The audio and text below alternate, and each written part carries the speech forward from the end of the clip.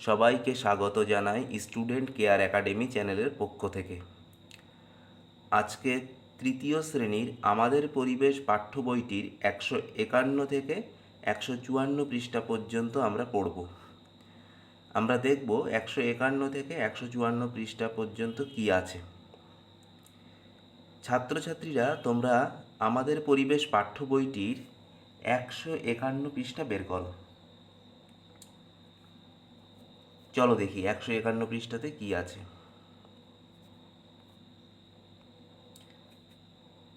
দেখো, 151 পৃষ্ঠায়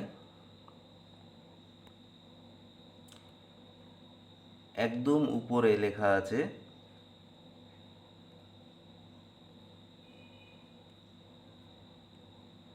সাবধানতা, তারপরে লেখা আছে সজাগ থেকো, ভুলে যেও না, তৃতীয় পর্ব, ব্র্যাকেটে 3 লেখা আছে।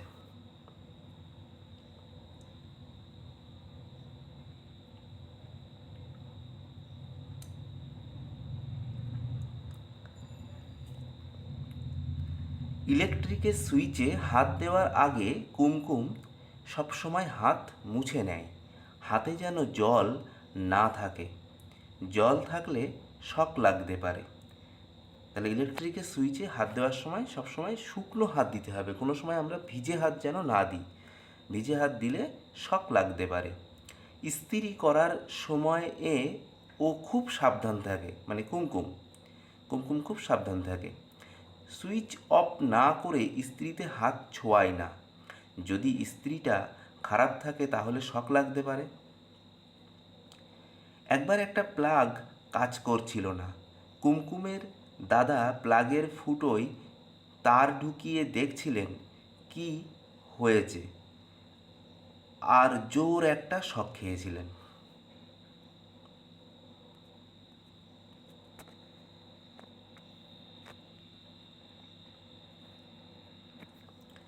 সেই থেকে কুমকুম সাবধান হয়ে গিয়েছে। প্লাগ কাজ না করলে টেস্টার দিয়ে দেখে, কখনো অন্য কিছু ঢোকায় না। তাহলে প্লাগ যখন কাজ না করবে, প্লাগে যখন কোনো সমস্যা হবে, তখন টেস্টার দিয়ে দেখতে হবে, কোনো তার দেওয়া যাবে না। এই দেখো, এখানে ছবিতে দেখা যাচ্ছে যে টেস্টার হাতে ধরে এই প্লাগের ভেতর দিয়ে দেখছে যে প্লাগটা ঠিক আছে কি না। এমনকি দেখো, দাঁড়িয়ে আছে একটা কাঠের পাটাতনের ওপর, মেঝের ওপরে কিন্তু তো দাঁড়িয়ে না, এমনকি খালি পায়ে। কাঠ যেহেতু তড়িতের কুপরিবাহী, কাঠের ভেতর দিয়ে বিদ্যুৎ পরিবাহিত হতে পারে না, তাই এইভাবে দাঁড়িয়ে সতর্কতার সাথে কাজ করছে। তারপর দেখো, কুমকুম মোমবাতি জ্বালাতে পারে। এক হাতে দেশলাই বাক্স আর এক হাতে দেশলাই কাঠি নেয়, তারপর কাঠিটা জ্বালায়। এবার মোমবাতির পোলতের কাছে দেশলাইয়ের শিখাটা ধরে। তোমরাও তো পারো দেশলাই কাঠি দিয়ে মোমবাতি জ্বালাতে। দীপাবলির রাতে তোমরাও তো মোমবাতি ধরাও, তাই না? দেখো, একবার কুমকুমের ছোটো মাসির কী হয়েছিল। একবার কুমকুমের ছোটো মাসি মোমবাতির তলায় দেশলাই কাঠি ধরেছিলেন। মোম গলে গলে পড়েছিল, বাতি জ্বলেনি। তা দেখে কুমকুম শিখে নিয়েছে কীভাবে মোমবাতি জ্বালাতে হয়। শীতকালে কুমকুম নিজের স্নানের জল নিজেই গরম করে নেয়। আগে উনুনে 1 ডেকচি জল বসায়, তারপর গ্যাসের উনুন জ্বালায়, দেশলাই কাঠি জ্বালিয়ে তবেই উনুনের নব ঘোরায়। জল গরম হয়ে গেলে গরম ডেকচি হাত দিয়ে ধরে না, একটা কাপড় দিয়ে ধরে, কারণ হাত পুড়ে যাবে তো। গরম জল, ডেকচিও গরম, তাই কি করে, একটা কাপড়ের সাহায্য নেয়, একটা কাপড় দিয়ে ধরে। সেই জল বালতির ঠান্ডা জলে মিশিয়ে নেয়। সরাসরি কি ওই গরম জল গায়ে ঢালবে না, স্নানের জন্য সেই গরম জলটাকে আবার কিছুটা ঠান্ডা জলের সাথে মিশিয়ে নেয়। বাড়ির বাইরে গেলে কুমকুম সব সময় পায়ে চটি বা জুতো পরে। রাস্তায় যদি পায়ে কিছু ফুটে যায়, কতটা সতর্ক দেখো কুমকুম। যখনই বাড়ির বাইরে বেরোয় তখন চটি বা জুতো পরে বাড়ির বাইরে বের হয়। খালি পায়ে যদি বেরোয় তাহলে রাস্তায় কিছু ফুটে যেতে পারে। একবার ওর দাদা খালি পায়ে বাইরে গেছিলেন, পায়ে জং ধরা পেরেক ফুটেছিল। সেই থেকে কুমকুম সাবধান হয়ে গেছে।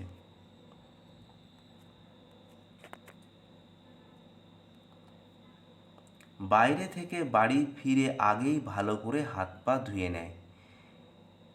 বাইরে কোথাও গেলে যখন বাড়ি ফিরে আসে, বাড়ি ফিরে এসে প্রথমেই আগে সে হাত পাটা ভালো করে ধুয়ে নেয়, কারণ হাত পায়ে নোংরা লেগে থাকে, সেইটাকে ভালো করে ধুয়ে নেয়। নিজের জামা কাপড়েরও খুব যত্ন নেয় কুমকুম। এরপর চলো 152 পৃষ্ঠায়।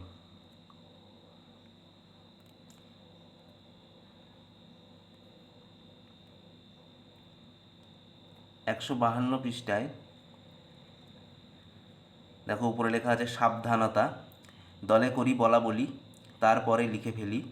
ইলেকট্রিক আর আগুন নিয়ে কাজে তোমরা কিভাবে সাবধান হও, নিচে লেখো।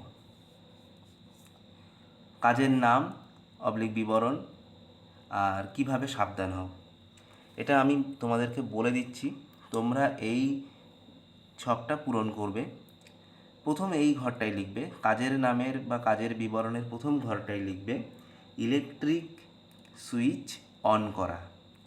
কিভাবে সাবধান হও, এই ঘরটায় তখন লিখবে হাতে যেন জল না থাকে, বৃষ্টির দিন দেওয়াল ভেজা থাকলে কাঠের দণ্ড দিয়ে সুইচ অন করা উচিত। এই কথাটা এই ঘরে লিখতে হবে। এবার দ্বিতীয় ঘরে আসা যাক। দ্বিতীয় ঘরে কাজের নামে এখানে লিখবে গ্যাসের উনুন জ্বালালে। কিভাবে সাবধান হও, এই দ্বিতীয় ঘরে লিখবে গ্যাসের উনুনের থেকে খানিকটা মুখ সরিয়ে নিয়ে লাইটার দিয়ে জ্বালাতে হবে। কাজের নামের তৃতীয় ঘরে লিখতে হবে মোমবাতি জ্বালানো। কিভাবে সাবধান হওয়ার তৃতীয় ঘরে লিখবে দেশলাই কাঠি জ্বালিয়ে মোমবাতি আরেক হাতে ধরে জ্বালিয়ে নিতে হবে। কাজের নামের চতুর্থ ঘরে লিখবে স্নানের জল গরম। কিভাবে সাবধান হওয়ার চতুর্থ ঘরে লিখতে হবে ইলেকট্রিক দণ্ডকে জল থেকে বের করার আগে সুইচ অফ করে নিতে হবে। এরপর দণ্ডটিকে কাঠের পাটাতনের ওপর রাখতে হবে। হয়ে গেল। তাহলে 151 ও 152 পৃষ্ঠাতে আমরা যা পড়লাম, এর থেকে কি কি প্রশ্ন আসতে পারে আমরা একটু দেখে নিই, সাথে প্রশ্নের উত্তরগুলো আমরা আলোচনা করব। দেখো, সজাগ থেকো ভুলে যেও না, যে তৃতীয় পর্ব আমরা পড়লাম 152 থেকে 151 থেকে 152 পৃষ্ঠা। তার থেকে কী কী প্রশ্ন হতে পারে দেখো। প্রথম প্রশ্ন, নিচের প্রশ্নগুলির উত্তর দাও। প্রথম প্রশ্ন 1 দাগ, ইলেকট্রিক সুইচে ভিজে হাত দেওয়া উচিত কি?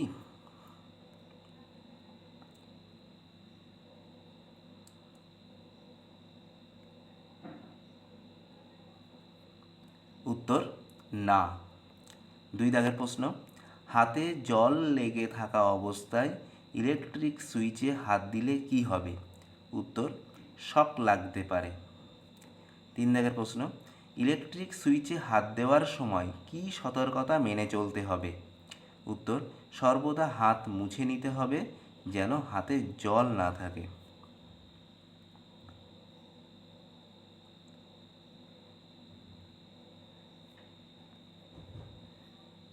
চতুর্থ প্রশ্ন 4 দাগ, সুইচ অফ না করে যদি ইস্ত্রিতে হাত ছোঁয়ায় তাহলে কি হতে পারে? উত্তর যদি ইস্ত্রিটা খারাপ থাকে তাহলে শক লাগতে পারে। 5 দাগের প্রশ্ন, প্লাগ কাজ না করলে কিসের সাহায্য নেওয়া উচিত? টেস্টার। উত্তর হবে টেস্টার। ছয় দাগের প্রশ্ন, মোমবাতি কিভাবে জ্বালাতে হয়? উত্তর, এক হাতে দেশলাই বাক্স আর এক হাতে দেশলাই কাঠি নিয়ে কাঠিটা জ্বালাতে হয়। এবার মোমবাতির পোলতের কাছে দেশলাইয়ের শিখাটা ধরতে হয়। 7 দাগের প্রশ্ন, যদি মোমবাতির তলায় দেশলাই কাঠি ধরা হয় তাহলে কি হবে? মোম গলে গলে পড়বে, বাতি জ্বলবে না।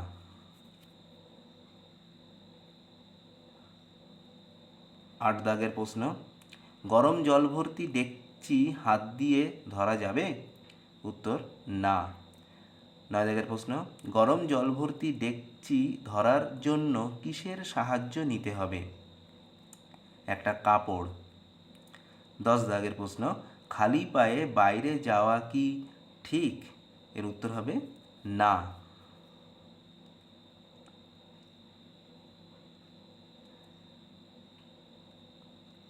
11 দাগের প্রশ্ন, খালি পায়ে বাইরে গেলে কি হতে পারে?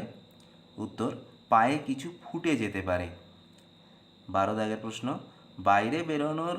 বাড়ির বাইরে বেরোনোর সময় সর্বদা পায়ে কি পরা উচিত? উত্তর, চটি বা জুতো। 13 দাগের প্রশ্ন, বাইরে থেকে বাড়ি ফিরেই আগেই কি করা দরকার? উত্তর, ভালো করে হাত পা ধোয়া দরকার। তোমরা দেখে নিলে 151 ও 152 পৃষ্ঠাতে যা পড়া হলো তার থেকে সম্ভাব্য কী কী প্রশ্ন আসতে পারে এবং তার উত্তরও আলোচনা করে দেওয়া হলো। এরপর চলো 152 পৃষ্ঠায় আমরা পড়ব এবার, প্রত্যেকে আমরা পরের তরে।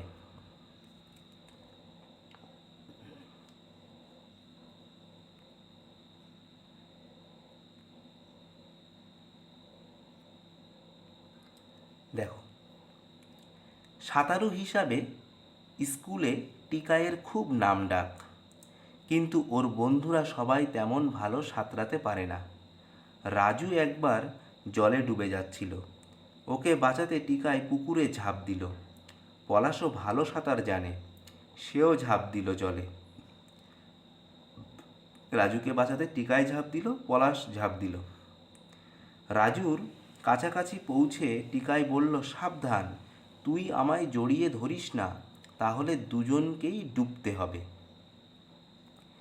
তারপর টিকাই রাজুর হাতের কাছে একটা গামছা ছুঁড়ে দিল। রাজু সেটা জাপটে ধরল, গামছার অন্য দিক ধরল টিকাই। সাঁতার কেটে চলল। রাজুর পেছনে রইল পলাশ, ওকে ঠেলতে থাকলো। এভাবে ওরা পাড়ের কাছে এলো। তারপর ওকে জল থেকে তুলল। রাজু তখন কথা বলতে পারছে না। এরপর কি হচ্ছে দেখো, এভাবে বেশিক্ষণ রাখা যায় না, তাই এরপর রাজুকে উপুড় করে শুইয়ে দিল টিকাই। দু হাত দুদিকে ছড়ানো, মাথাটা কাত করা। এবার ওর পিঠের দুদিকে চাপ দিতে লাগলো। বেশ কিছুটা জল বেরিয়ে গেল। এমনভাবে চলল মিনিট খানেক। তবুও রাজুর কোনো সাড়া শব্দ নেই, মানে তখনও রাজুর কোনো জ্ঞান ফেরেনি। এবারে রাজুকে চিৎ করে শোয়ানো হলো। ওর নাকের কাছে টিকাই কান রাখল, কিন্তু কোনো নিঃশ্বাসের শব্দ শুনতে পেল না।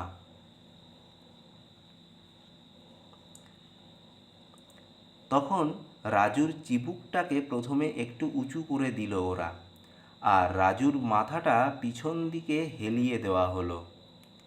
তারপর টিকাই রাজুর হাঁ করা মুখের ভেতর দুটো আঙুল ঢুকিয়ে দিল। তাতে একটু কাদা আর দু একটা ঝাঁঝি গাছের পাতা বেরিয়ে এলো। বুক ভরে বাতাস টেনে নিয়ে রাজুর খোলা মুখের ওপর নিজের মুখটা চেপে ধরল টিকাই। এরপর চলো 153 পৃষ্ঠায়।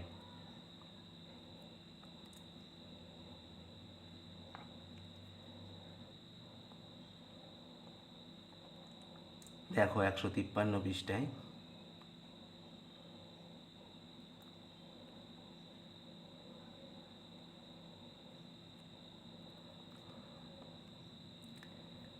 তারপর সেই বাতাসটা ফু দিয়ে পুরোটাই ঢুকিয়ে দিল রাজুর ফুসফুসে। এই যে ফু দিয়ে বাতাস ঢুকিয়ে দিচ্ছে, এই যে ছবিটা 4 নম্বরে যে ছবিটা তোমরা দেখতে পাচ্ছ।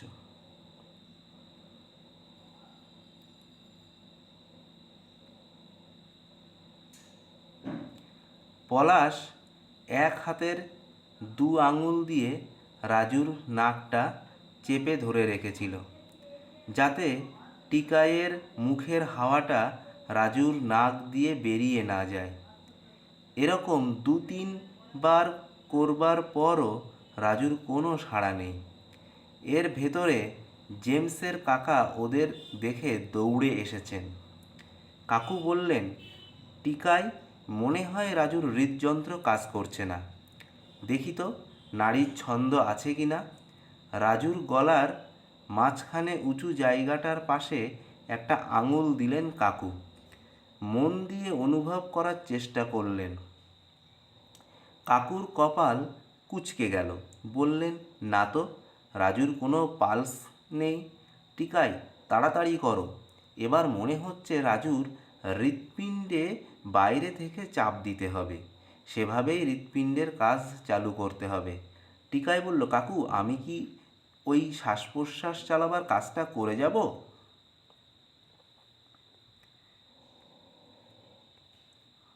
154 পৃষ্ঠায় চলো। এরপর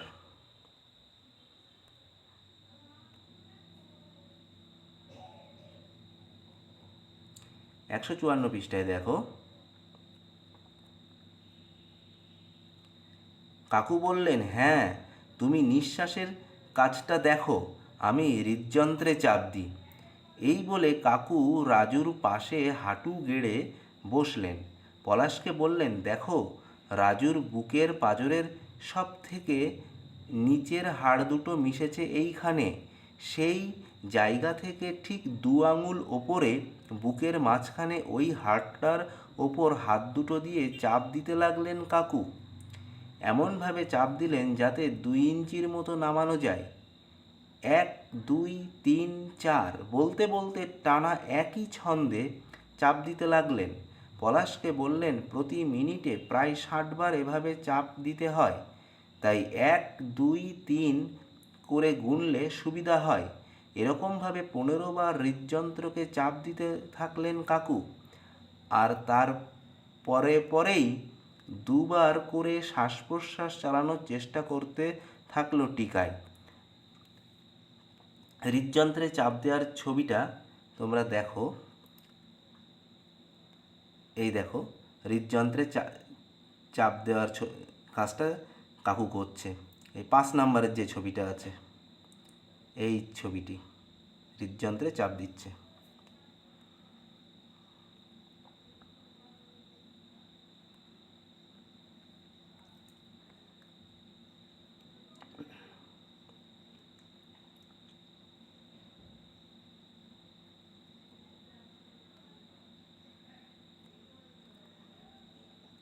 তারপরে দেখো, কাকু আর টিকাই এই কাজ বারবার করতে থাকলো। রিনা ততক্ষণে ডাক্তারবাবুকে ডেকে নিয়ে এসেছে, আর তখনই রাজু চোখ খুলে তাকালো। নিজে থেকেই নিঃশ্বাস নিচ্ছে মনে হলো। কাকু দেখলেন রাজুর গলার পাশে নাড়ির ছন্দ ফিরে এসেছে। রাজু যেন ঘুম থেকে উঠল। চারপাশে এতজনকে দেখে বলল, কি হয়েছিল আমার? ডাক্তারবাবু হেসে বললেন, ভাগ্যিস তোমার বন্ধু টিকাই, পলাশ, রিনা আর কাকু ছিলেন। ওদের ধন্যবাদ দাও, না হলে কী যে হতো ভাবতেই পারছি না। কারণ টিকাই সেই জল থেকে তুলে নিয়ে আসলো, রিনা ডাক্তার ডেকে নিয়ে আসলো, কাকু হৃদযন্ত্রে চাপ দিচ্ছিল, তাই তো, পলাশও জল থেকে তুলে নিয়ে এসেছিল। কাকে? রাজুকে। এবার থেকে সাঁতার না জানলে জল থেকে সাবধান থেকো। সাঁতার যদি না জানো তাহলে জল থেকে কিন্তু সাবধান থেকো। পরদিন ডাক্তারবাবু টিকাইদের স্কুলে গেলেন। কেউ জলে ডুবে গেলে কী কী করতে হয় তা ছবি দিয়ে বুঝিয়ে দিলেন। পাশের পাতায় ছবিগুলি দেওয়া হলো, সবাই ভালো করে দেখে নাও।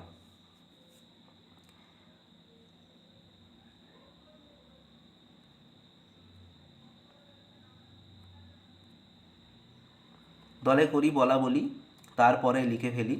কেউ জলে ডুবে গেলে তাকে তুলতে হবে, তখন কিভাবে সাবধান হবে, পরে কি কি করবে, এসব নিয়ে তোমার ভাবনার নিচে লেখো। কাজ, জল থেকে তোলার সময় সাবধানতার ঘরে কি লিখতে হবে? সাবধানতার ঘরে লিখবে, এই ঘরটাই লিখবে, যে ডুবে যাচ্ছে তাকে জড়াতে দেওয়া যাবে না, তার একটা হাত ধরে টেনে তুলতে হবে, বা গামছা অথবা কাপড় দিয়ে তার একটা দিক টেনে ধরে তুলতে হবে। এই কথাটা তোমরা এই ঘরটায় লিখবে, এটা তোমাদের কাজ থাকলো। দ্বিতীয় ঘরটায় তোমরা কি লিখবে আমি বলে দিচ্ছি, তোমরা ঠিক সেই মতো লিখবে। পেটের জল বের করার সময় কাজ, কি সাবধানতা? উপুড় করে শুয়ে পিঠের দুদিকে চাপ দিতে হবে, তাতে খানিকটা জল বেরিয়ে আসবে। শ্বাস চালু করার সময় কি সাবধানতা? এই ঘরটায় লিখবে। ডুবে যাওয়া ব্যক্তির মুখের মধ্যে বাতাস ফু দিয়ে ঢোকাতে হবে, এই সময় তার নাক 2 আঙুল দিয়ে চেপে রাখতে হবে। হৃৎপিণ্ড চালু করার জন্য কি সাবধানতা? এ ঘরটায় লিখবে। ডুবে যাওয়া ব্যক্তির বুকের পাঁজরের সব থেকে নিচের হাড় দুটো যেখানে মিশেছে সেখান থেকে ঠিক 2 আঙুল উপরে বুকের মাঝখানে হাড়টার ওপর নিজের দুটি হাত দিয়ে চাপ দিতে হবে। এই কথাটা এই ঘরটায় লিখলে। লেখা হয়ে গেলে এবার তোমরা একটু ছবিগুলোর সাথে একটু পরিচিত লাভ করো। এই যে বলেছে পাশের পাতায় ছবিগুলো দেওয়া হলো, ছবিগুলো একটু দেখো। ঠিক যেভাবে লেখা আছে পরপর ঘটনা, জল থেকে তোলার পরে রাজুকে যা যা করা হয়েছিল, ছবিগুলোতে কিন্তু 1 2 3 4 করে পরপর পরপর সব দেওয়া আছে। এই 1 নম্বর ছবি, এটা 2 নং চিত্র, এটা 3 নং চিত্র, এই যে 4 নং চিত্রে মুখে হাওয়া ভরে দিচ্ছে এবং পাশাপাশি নাকটাও টিপে রাখছে, যাতে মুখ দিয়ে যে হাওয়াটা হচ্ছে সেটা আবার নাক দিয়ে যেন বেরিয়ে না যায়। আর 5 নং চিত্রে, এই যে 5 নং চিত্র, 5 নং চিত্রে হৃৎপিণ্ডের ওপর অর্থাৎ পাঁজরের ওপর চাপ দিচ্ছে। এই 5 নং চিত্র। এই যে 4 ও 5 নম্বর ছবির কাজগুলি পর্যায়ক্রমে করে যেতে হবে, যেটা করতে করতেই রাজুর জ্ঞান ফিরেছিল। তাহলে 152 থেকে 154 পৃষ্ঠা পর্যন্ত প্রত্যেকে আমরা পরের তরে যেটা পড়লাম এর থেকে কী কী প্রশ্ন হতে পারে এবার সেটা দেখে নেওয়া যাক, এবং প্রশ্নের উত্তরগুলো আলোচনা করে দেওয়া হবে। দেখো,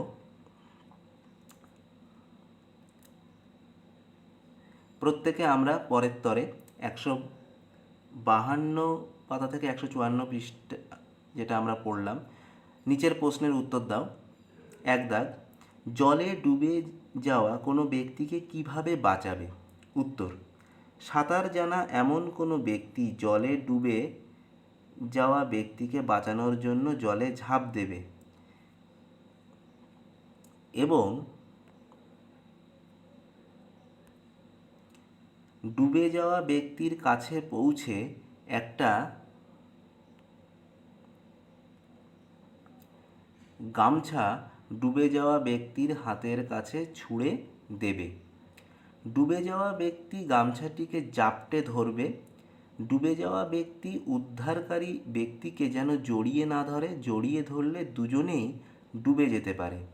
এরপর উদ্ধারকারী ব্যক্তি গামছার সাহায্যে ডুবে যাওয়া ব্যক্তিকে উদ্ধার করে জল থেকে তুলবে। জল থেকে ডুবে যাওয়া ব্যক্তিকে তোলার পর উপুড় করে শুইয়ে পিঠের দুদিকে চাপ দিতে হবে। মিনিট খানেক এরকম করার পর চিৎ করে শুইয়ে দিতে হবে। এবার মুখের ভেতর ফু দিয়ে বাতাস ঢুকিয়ে দিতে হবে।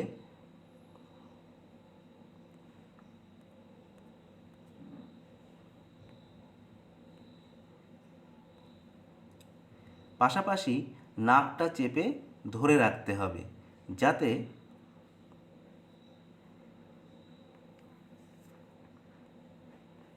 মুখের হাওয়াটা নাক দিয়ে বেরিয়ে না যায়। এরকম 2 থেকে 3 বার করতে হবে। এরপর বুকের পাঁজরের সব থেকে নিচের হাড় দুটো মিশেছে যেখানে, সেখান থেকে ঠিক 2 আঙুল ওপরে বুকের মাঝখানে ওই হাড়টার ওপরে 2 হাত দিয়ে চাপ দিতে হবে। এমনভাবে চাপ দিতে হবে যাতে 2 ইঞ্চির মতো নামানো যায়। মিনিটে 60 বার এভাবে চাপ দিতে হবে। পাশাপাশি ডাক্তারবাবুকেও ডাকতে হবে। তাহলে এভাবেই একটা ডুবে যাওয়া রোগীর প্রাথমিক শুশ্রূষা এভাবেই করতে হবে। শূন্যস্থান পূরণ করো। দেখো কি আছে, 1 দাগ, ড্যাশ না জানলে জল থেকে সাবধান থেকো। কি বসবে শূন্যস্থানে? সাঁতার। সাঁতার না জানলে জল থেকে সাবধান থেকো। তাহলে আজকে 151 থেকে 154 পৃষ্ঠা পর্যন্ত আমাদের পরিবেশ পাঠ্য বইটিতে যা ছিল সেটা আমরা পড়ে ফেললাম। পাশাপাশি এখান থেকে যে যে সম্ভাব্য প্রশ্ন হতে পারে, প্রশ্ন ও তার উত্তর আমরা আলোচনা করলাম। আমাদের পরিবেশ পাঠ্য বইটির 3য় পর্ব এখানেই শেষ হয়ে গেল। আশা করি আজকে যেটা পড়ানো হলো তোমরা বুঝতে পেরেছো। তোমাদের বুঝতে কোনো অসুবিধা হলে তোমরা কমেন্টস করে জানাবে। স্টুডেন্ট কেয়ার একাডেমি চ্যানেলটিকে অবশ্যই সাবস্ক্রাইব করবে, ভিডিওটিকে লাইক করবে, শেয়ার করবে। আজকে তাহলে এ পর্যন্তই।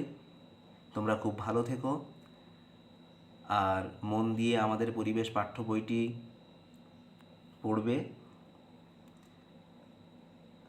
আজকের মতো টাটা, বাই বাই।